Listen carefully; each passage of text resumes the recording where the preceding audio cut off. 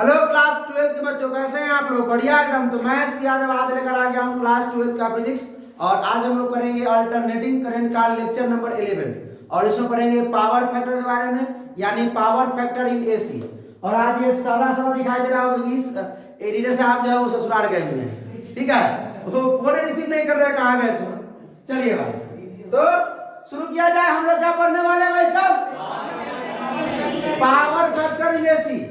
आज 11 लेक्चर है, lecture number 11 है। इससे पहले लेक्चर नंबर 10 तक प्लेलिस्ट में अपलोड है, जाकर के प्लेलिस्ट में दे सकते हैं। सीक्वेंस देखिए, एकदम मजा ही आ जाएगा भाई। और आज तो और मजा आने वाला है। चलिए, आज तो और मजा आने वाला है। हाँ, तो भाई साहब हम लोग जो पावर फैक्टर इन एसी पढ़ेंगे, तो बात को समझिएगा।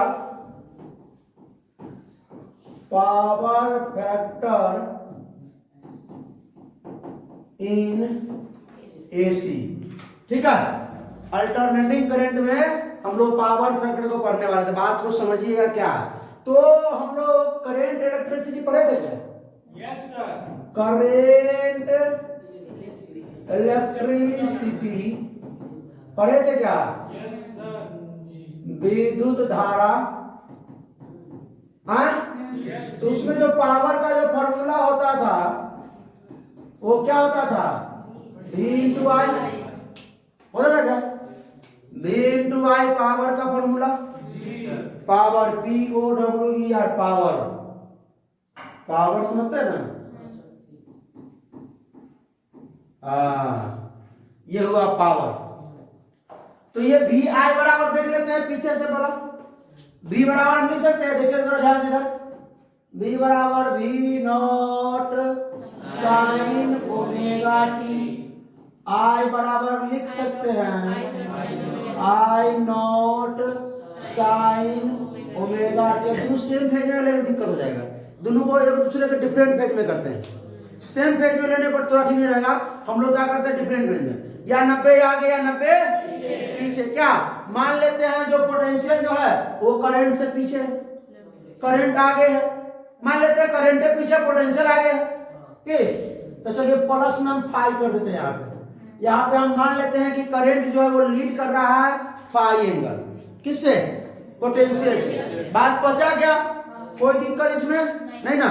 तो हमने मान लिया कि जो पोटेंशियल है वो करंट से लैग कर रहा है फाई एंगल, ठीक? बढ़ा जाएगा फाई।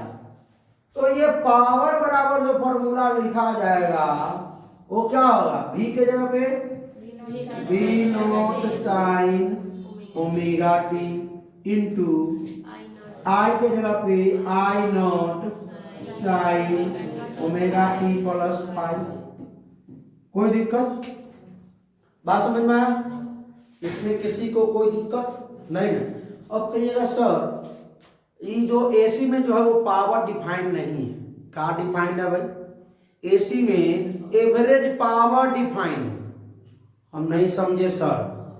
एसी यानी प्रत्यावर्ती धारा में, अल्टरनेटिंग करंट में पावर डिफाइंड नहीं है। क्या डिफाइंड है sir? Average power. Average power देख लेते हैं, एवरेज समझते हैं ना? औसत। बात तो सियान हो गया, समझ रहे। तो हम लोग ये फिर इधर देखो, इस बात, इतना बात पचा कि नहीं पचा? हाँ पच गया था। ये दूसरे पेन से P एवरेज निकालते हैं। P एवरेज, एवरेज पावर अगर निकालना होगा, बात को समझ ध्यान से देखिए इस चीज को, ठीक है? तो हम लोग क्या करेंगे, अगर मान लीजिए कि पहले सिंपल लिखते हैं, पहले विथ रिस्पेक्ट टू टाइम करके निकालते हैं। पावर मान लेते हैं विथ रिस्पेक्ट टाइम निकालेंगे तो पावर क्या आ जाएगा? V पोटेंशियल जाएगा with respect to time, into में करंट जो हो जाएगा वो भी with respect to time, E हो जाएगा। कोई दिक्कत? अगर हमको पावर एवरेज निकालना है, क्या निकालना है? एवरेज। तो हमको कैसे निकालना पड़ेगा? कैसे निकालना पड़ेगा? पोटेंशियल का इसका एवरेज निकालना पड़ेगा विथ रिस्पेक्ट टू टाइम। इसका एवरेज कैसे लगाते हैं? ये साइन होता है, ये साइन होता है, ये जानते हैं ना? ये बोला बार लगाते हैं ऊपर, इनटू में आई का वैल्यू लगा देंगे। कोई दिक्कत? विथ रिस्पेक्ट टू टाइम, ठीक है? कोई दिक्कत? बात तो समझ में आया कि नहीं समझा? और नहीं तो इसके जगह पे डायरेक्ट हम क्या कर देंगे, ये p with respect to time इसका लगा देंगे, हाँ डायरेक्ट सब चिंता दूर होगी। p बराबर power with respect to time इसका एवरेज निकाल दीजिए, या तुम ऐसे लिख सकते हो p t। गणेश कहाँ है रे? गणेश तो आज कहाँ है? अब कौन कहते हैं बेपी? चलिए आ जाइए, आप कितनी बढ़िया करेगा, आप तो हो गया। अब एडिटर में भेजेगा तब लगा देंगे थंबनेल में। आ जाइए, अब एक आप इसको क्या करना है, पीटी के जगह पे हमको ये फॉर्मूला रखना चाहिए, रखना चाहिए कि नहीं रखना चाहिए? आइए ना देने रख लेते हैं। पी एवरेज बराबर, अच्छा पूरा लिख देते कि ABERAGE बराबर PT का बार लगा देते इस पे। अब आइए भाई, इसका क्या होता है formula, V not sine omega t into I not sine omega t plus 5, ठीक है।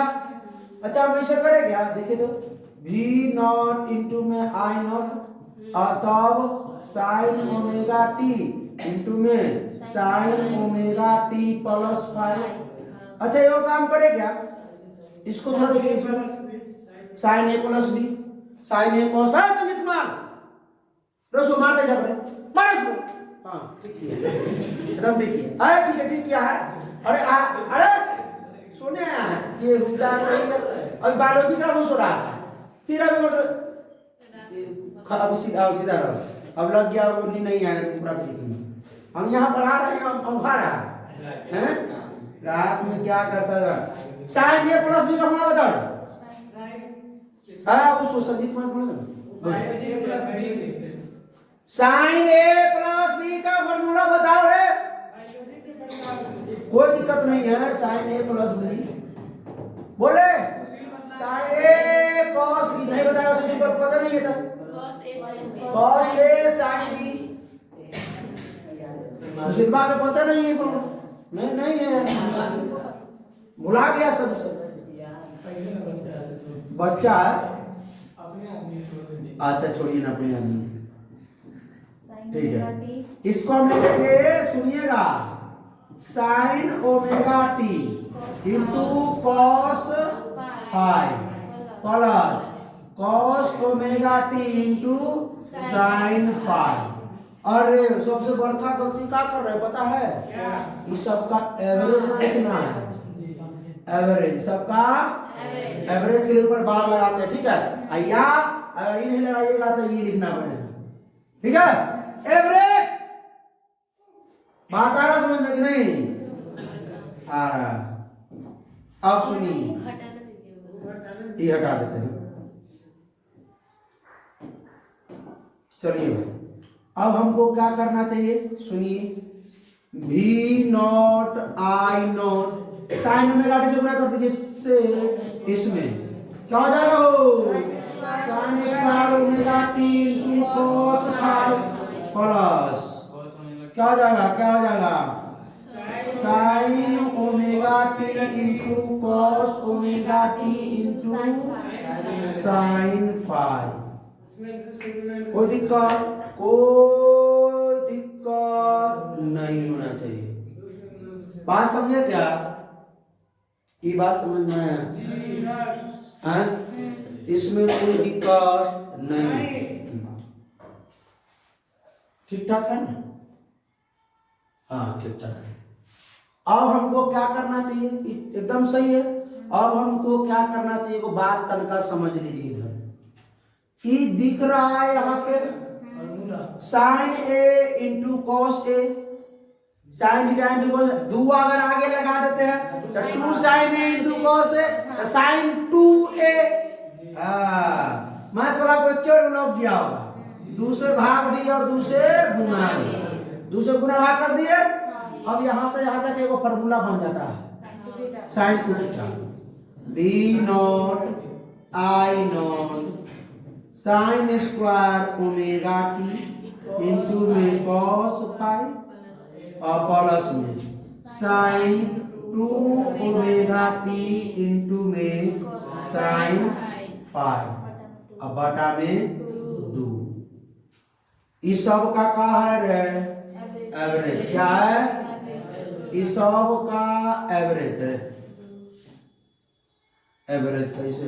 अच्छा ऐसे लगा देते हैं कि वैसे में लाइन पर में दिक्कत रहा। अब एवरेज सुन लीजिए, साइन फाई का एवरेज होता है साइन फाई का average sine phi, cos phi का average cos phi, sine omega t का एवरेज 0, कॉस ओमेगा टी का एवरेज 0, साइन 2 ओमेगा टी का एवरेज 0, कॉस 2 ओमेगा टी का एवरेज 0। ये सब एवरेज में है, एवरेज। और साइन स्क्वायर ओमेगा टी का average 1/2, cos square omega t का एवरेज 1/2। अब इससे विशेष क्या लिखते हैं? सर एक बात पूछे। हाँ पूछिए। आप ये बताइए v नोट और i नोट दोनों के गुना में कि खाली एक के गुना में? करिए, ये पूरा गुना में है। ऊपर में भी एक लाइन तो कोई एक लाइन लिख दीजिए ना, क्या दिक्कत है? चलेगा क्या? अब ये चीज है, बढ़ाया जाए आगे। अब कैसे लिखा जाए सुनिए, v not i not, sine square omega t का मान एवरेज 1/2, कॉस फाई का कॉस फाई है, कॉस फाई का एवरेज कॉस फाई, और साइन 2 ओमेगा टी, इसको पूरा को बना दिया हीरो। हाँ अगला पेज पर चले, अगला पेज पर चले। किसका एवरेज? नहीं होगा। अरे साइन फाई का एवरेज साइन फाई, और एकड़ 0 है तो पूरा को नहीं 0 बनेगा। ये बात समझ में आया? और कुछ हो गया कि फिर से मिटा करें। हाँ ये v इंटू आई मतलब दोनों की पूरा के लिए है, इसलिए यहाँ पर कोष्ट लेना पड़ा, ठीक है ना? तो अभी जो लग रहा कोष्ट नहीं दिए हुए थे तो लग रहा था कि v इंटू आई सिर्फ इसके लिए, इसके लिए नहीं है, क्योंकि v इंटू आई पूरा के लिए है, ठीक है? कोई दिक्कत? बात समझे क्या? ये 0 है तो बात खत्म है इसका की लिख दीजिए, आगे बढ़िए। पी एवरेज बराबर मी बटा v not i not 1/2 cos phi. अच्छा इसको में वो एक उपाय करते हैं, क्या उपाय करें भाई? v not i not cos phi लिख दीजिए, ठीक है? इसको हम √2 गुना रूट लिखना चाहते हैं, ठीक है? ठीक है। अच्छा ये v नॉट बटा √2 इंटू आई नॉट बटा √2 इंटू कॉस फाई लिखने में कोई दिक्कत है क्या? नहीं। अच्छा इसको VRMS into IRMS into cos phi लिखने में कोई दिक्कत है क्या? नहीं ना दिक्कत है, नहीं। तो यही हो गया आपका। और ई जो कॉस फाई है ये आपका क्या है? Power factor. क्या है? Power factor. कॉस फाई आपका क्या है? Power factor. कोई दिक्कत, कोई परेशानी नहीं ना? अब तक का सुन लीजिए। अब पावर फैक्टर हम निकालना सीखते हैं थोड़ा। किसका? प्योर रेजिस्टिव सर्किट का, प्योर इंडक्टिव सर्किट का, प्योर क्या बोलते हैं कैपेसिटिव सर्किट का, और दोनों का कंबाइंड भी का, उस सब का निकालते हैं, ठीक है? तो निकाला जाए, आइए भाई निकालते हैं। यहां लेते हैं सर्किट, यहां लेते हैं फाई, और यहां लेते हैं पावर फैक्टर। पावर फैक्टर जो क्या था? Cos phi. पावर फैक्टर क्या है? Cos phi. तब यहां पहले लेते हैं प्योर रेजिस्टिव, प्योर रेजिस्टिव यानी कि रेजिस्टिव शुद्ध प्रतिरोधक, प्रतिरोधक, ठीक है। तो शुद्ध प्रतिरोध सुनिए, अरे शुद्ध शुद्ध, हाँ प्योर, पहले बात को सुनिए, प्योर रेजिस्टेंस में आई और भी दोनों सेम रेंज में, आई भी और भी नॉट या जो भी हो भी नॉट आर दोनों सेम फेज में, थीटा कितना हो गया 0 डिग्री, तो cos 0 पे मान कितना हो जाए 1। और भाई अब पूछेगा तुम लोगों से सवाल देखा होगा कि बताइए प्योर रजिस्टिव सर्किट का या संधारित्र परिपथ का आप पावर फैक्टर बताइए, उत्तरी पावर फैक्टर क्या होता है, अब बता दीजिएगा 1 पक्का चाप के, ये हो गया। दूसरा है प्योर, किसका ले लें इंडक्टिव का ले लेते हैं, इंडक्टिव, प्योर इंडक्टिव के लिए बताइए भाई, शुद्ध प्रेरक, प्रेरक करेंट किस दिशा में होता है ना, इसमें प्रेरक में करेंट 90 डिग्री लैग करता है, पोटेंशियल इधर होगा V not L 90 degree, theta कितना हो गया 90 डिग्री, cos 90 का मान 0 बार। प्योर इंडक्टिव सर्किट का पूछेगा पावर फैक्टर का बताइए, ऑब्जेक्टिव क्लियर हुआ। ये है प्योर कैपेसिटिव सर्किट, यानी शुद्ध क्या बोलेंगे संधारित्र, हिंदी में लिख लीजिएगा शुद्ध संधारित्र, ठीक है। यहाँ देखिए तनका ऊपर जा सकता है कि भेजने का काम करते तनका ऊपर इसको, चलो ऊपर तनका और ऊपर भेज देते हैं इसको,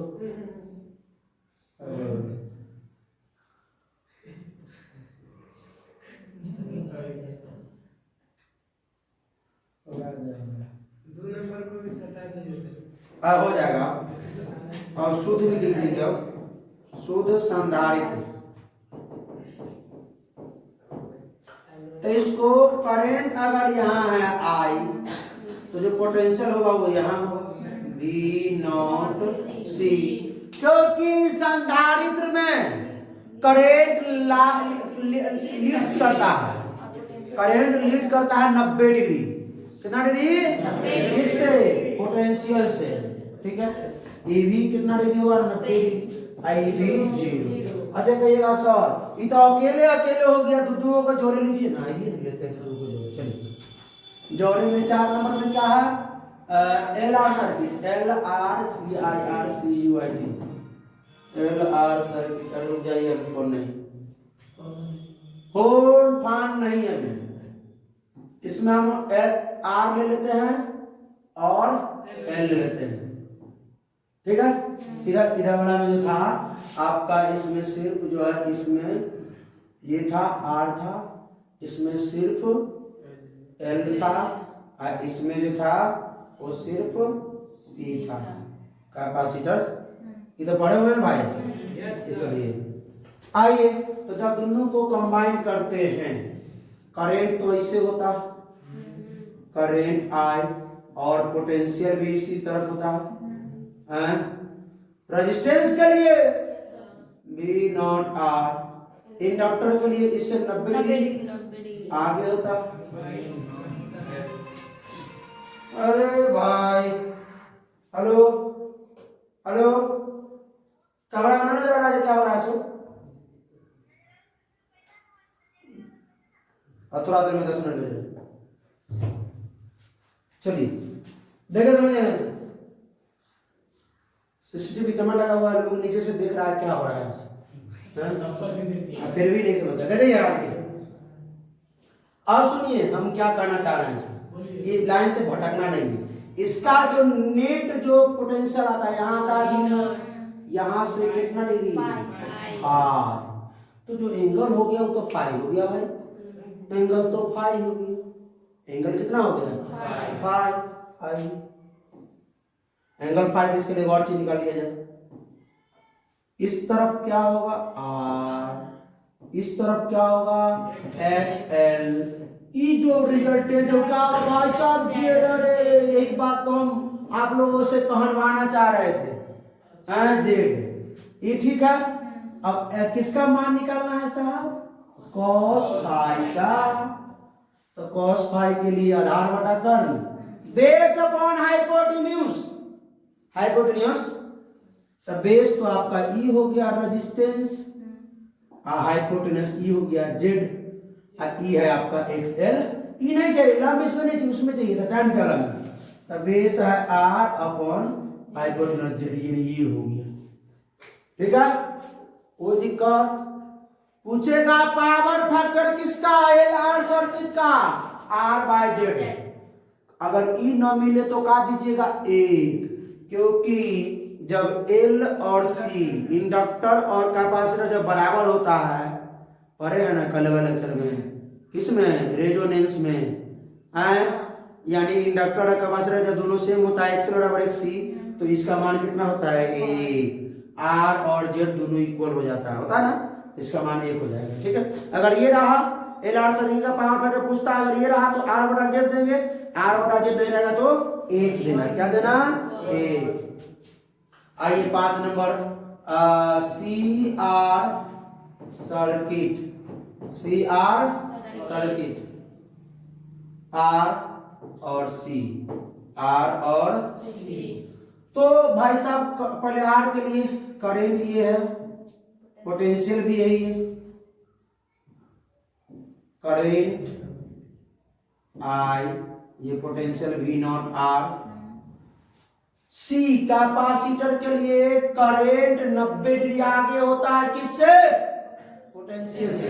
तो पोटेंशियल पीछे होगा 90, बी नॉट सी रहे, बी नॉट सी, इसका रिजल्टेंट ये होगा बी नॉट कितना डिग्री? 5 एंगल पीछे, तो ये एंगल तो 5 निकल रहा है, तो इसके लिए हम यहाँ बनाए, ये हो गया आपका आर, ये हो गया आपका एक्स सी, ये हो गया आपका इम्पीडेंस जेड। ठीक है, कोई दिक्कत? हम अगर ये हो गया आपका जेड, जेड को देखो दीजिए, जेड, ये हो गया इसका 5 एंगल। ठीक है, और बढ़ा लेते इसको, यही ना, हाँ, ये आर है और ये जेड है, तो क्या चाहिए हमको? कॉस फाई ना चाहिए, हमको पावर फैक्टर चाहिए। तो क्या होता है? आधार बटा कर्ण, तो आधार हो गया, ठिट्ठा सा नाम होता है आधार, आर बटा जेड सेम। कोई दिक्कत? बात समझ में आया? और इससे एक वो चीज और दिमाग में हमको निकल रहा है, गूंज रहा है, जिससे कहीं एक ऑब्जेक्टिव और क्लियर हो जाए। करा दे 2 मिनट और, चलो। Power average, POWER, power ABERAGE, क्या था? आई, क्या था? बोलिए IRMS इंटू VRMS इंटू में कॉस फाई। तो भाई साहब इसको लिख सकते हैं IRMS VRMS कॉस फाई के आर बटा जेड। अच्छा एक और चीज पढ़े थे पिछला चैप्टर में, कर ले, आई नॉट बराबर भी नॉट बटा जेड, पढ़े थे क्या? जेड का मान जो होता था वो क्या होता? बी नॉट बटा root under R square plus X L और एक्स सी, इसका होल स्क्वायर होता था।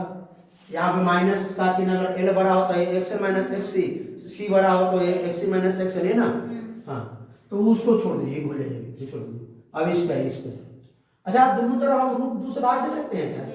आइए, आई नॉट बटा में रूट 2 बराबर भी नॉट बटा रूट 2 इंटू में जेड। इसको हम लिख सकते हैं IRMS is equal to VRMS बटा में जेड। अरे बार IRMS का मान निकल गया VRMS बटा जेड। IRMS का मान रखते हैं यहाँ पे, IRMS को VRMS बटा जेड इंटू में VRMS आर बटा जेड। ये हो जाएगा हमारे अंदाज से V स्क्वायर RMS बटा में जेड स्क्वायर इंटू में आर। सर जी एक और तो हो सकता है, अरे रुकिए ना, तो कौन सी बोलिए? VRMS बटा जेड तो है ये, हाँ उसको तो है IRMS लिख सकते हैं। कहाँ IRMS into VRMS into R बटा Z है ना? हाँ हाँ, तो VRMS बटा Z कर सकते हैं सब। हाँ तो हाँ काहे नहीं, अरे काहे नहीं, लेकिन हम तो हिसाब से लेके जाएंगे पूरा की, हम टीचर है तो उनको तो भाई बच्चा को जी दिमाग में तो आना देना चाहिए। अच्छा एक और बात, V बटा R क्या होता है, I होता है क्या, आर ए कितना काम कर रहा है हैं, I बराबर इसको हम लिख सकते हैं I स्क्वायर RMS इंटू में R, ये थे निकल गया मान, EV हो गया P एवरेज का और EV हो गया P एवरेज का, बहुत हुआ, अब छोड़ दीजिए, बता दीजिए 40 का। पावर बड़े समझ में आया क्या, पूरा पूरी एकदम टनाटन हैं, तो पावर बड़े समझ में आ गया तो क्वेश्चन बता दीजिए। प्योर रेजिस्टिव सर्किट का power factor 1, pure inductive circuit का, प्योर कैपेसिटिव सर्किट का, LR सर्किट का, LR सर्किट का R बटा Z, CR सर्किट का, कोई दिक्कत, याद रहेगा पावर फैक्टर। तो भाई साहब कैसा लगा वीडियो, अच्छा लगा तो अपने दोस्तों के साथ शेयर कीजिए, कोई प्रॉब्लम हो तो कमेंट कीजिए, फिर मिलते हैं हम लोग एलसी ऑसिलेशन के साथ, तब तक हंसते रहिए, मुस्कुराते रहिए, पढ़ाई करते रहिए, ऑल द बेस्ट।